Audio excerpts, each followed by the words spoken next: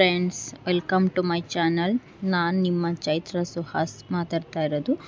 ನೋಡಿ, ಇವತ್ತು ನಾನು ಮೂಲಂಗಿ ಸಾಂಬಾರು ಹೇಗೆ ಮಾಡೋದು ಅಂತ ನಾನು ನಿಮಗೆ ತೋರಿಸ್ಕೊಡ್ತೀನಿ.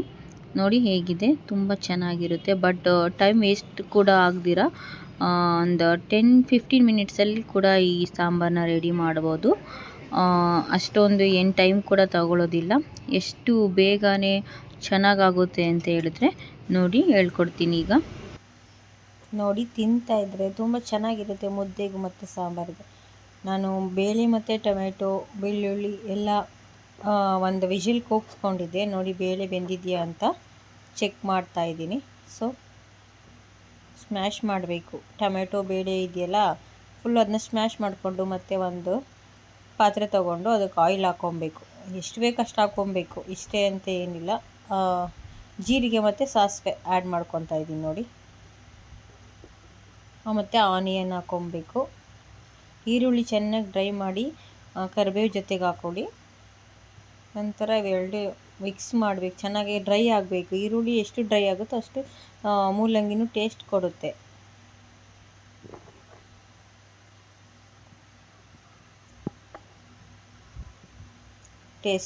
ಈ ಥರ ನೀಟಾಗಿ ಚೆನ್ನಾಗಿ ಸ್ಮ್ಯಾಶ್ ಮಾಡಬೇಕು. ನೋಡಿ, ಕಾಣಿಸ್ತಿದೆಯಾ?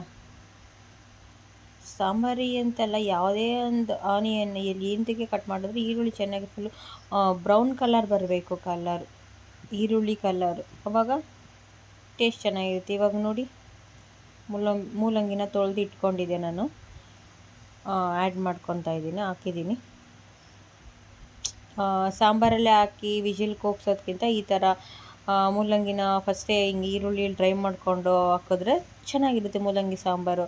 ಮತ್ತು ಅದಕ್ಕೆ ನೋಡಿ,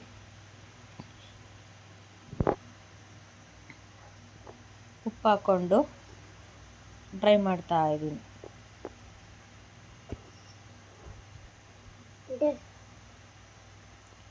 ಇವಾಗ ಬೇಳೆ ಮತ್ತು ಟೊಮೊಟೊ, ಬೆಳ್ಳುಳ್ಳಿ ಎಲ್ಲ ನಾನು ಒಂದು ವಿಜಿಲ್ ಕೂಗಿಸಿದ್ನಲ್ಲ, ಅದನ್ನ ಇವಾಗ ಇದಕ್ಕೆ ಆ್ಯಡ್ ಮಾಡ್ಕೊಬೇಕು.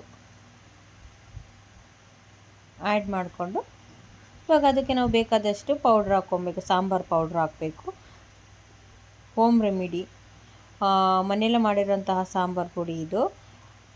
ನೀವು ಅಂಗಡಿಯಿಂದ ಬರೋದನ್ನು ಬೇಕಾದ್ರೆ ಆ್ಯಡ್ ಮಾಡ್ಕೊಬೋದು. ನಾನು ಮನೇಲಿ ಮಾಡಿರೋದನ್ನೇ ಆ್ಯಡ್ ಮಾಡಿಕೊಂಡು ಒಂದು 5 ಮಿನಿಟ್ಸ್ ಅದನ್ನ ಕ್ಲೋಸ್ ಮಾಡಿ, ಅದು ಚೆನ್ನಾಗಿ ಹದ ಬಂದು ಕುದೀತಾ ಇದೆ ನೋಡಿ. ಸಾಂಬಾರು ಕುದೀತಾ ಇದ್ರೂ ಉಪ್ಪು ಸೊಪ್ಪೆ ನೋಡ್ಕೊಳ್ಳಿ. ಇವಾಗ ಧನಿಯಾ ಪೌಡ್ರು ಆ್ಯಡ್ ಮಾಡಿದ್ದೀನಿ.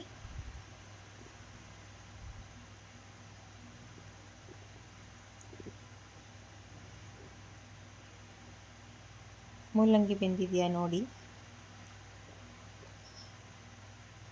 ಚೆನ್ನಾಗದು. ಆಮೇಲೆ ಹುಣಸೆಹಣ್ಣು ನೆನೆಸಿಟ್ಟಿದ್ದಂತಹ ಹುಳಿನ ಬಿಡಬೇಕು ಲಾಸ್ಟಲ್ಲಿ. ಈಗ ಅದು ಚೆನ್ನಾಗಿ ಮೂಲಂಗಿ ಎಲ್ಲ ಬೆಂದಿದೆ ಅಂತ ಅದಾದ ನಂತರ ಸೈಡಲ್ಲಿ ಲಾಸ್ಟಲ್ಲಿ ಕೊತ್ತಂಬರಿ ಸೊಪ್ಪು ಹಾಕಿ ಸ್ವಲ್ಪ ಒಂದು 5 ಮಿನಿಟ್ಸ್ ಕ್ಲೋಸ್ ಮಾಡಿ ಸಿಮ್ಮೇಲಿ ಇಕ್ಕಿ ಒಂದು 5 ನಿಮಿಷ ಅದು ಚೆನ್ನಾಗಿ ಸಾಂಬಾರು ಖಾರ ಅಂದರೆ ಖಾರದ ಪುಡಿ ಮತ್ತು ಧನಿಯಾ ಪೌಡರ್ ಹಾಕಿದ್ದೀವಲ್ಲ, ಸ್ವಲ್ಪ ಹೊತ್ತು ಅದು ಮಳ್ತಾ ಇದೆ ನೋಡಿ.